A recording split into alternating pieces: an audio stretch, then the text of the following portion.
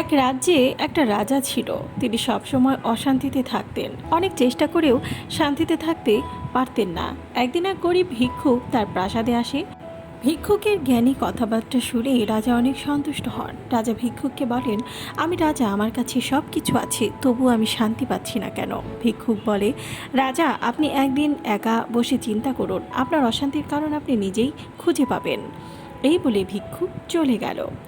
তারপর দিন সকালে রাজা নিজের কক্ষে আসন করে বসলেন। তখন রাজার মহলের এক কর্মচারী রাজার কক্ষ পরিষ্কার করতে আসে। রাজা সেই কর্মচারীকে তার কষ্টের কথা বললেন। কর্মচারীর কষ্টের কথা শুনে রাজা অনেক দুঃখিত হয়ে পড়েন। তারপর তিনি তার মহলের প্রত্যেক কর্মচারীর কষ্টের কথা জিজ্ঞাসা করতে শুরু করলেন। রাজা বুঝতে পারেন যে তার কর্মচারীরা বেতন কম থাকার কারণে কষ্ট পাচ্ছে। তাই রাজা তার কর্মচারীদের বেতন বাড়িয়ে দেন। বেতন বাড়ানোর জন্য রাজার কর্মচারীরা খুশি হয়ে তাকে ধন্যবাদ জানালেন।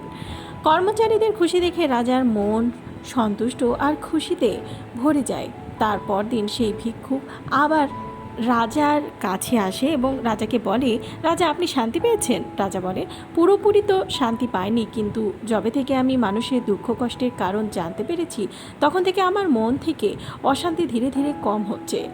তখন ভিক্ষুক রাজাকে বলে, রাজা, আপনি শান্তির পথ পেয়ে গেছেন, এখন কেবল এই পথ ধরে আপনাকে এগোতে হবে। একজন রাজা তখনই সন্তুষ্ট থাকে যখন তার রাজ্যে প্রজারা খুশি থাকে।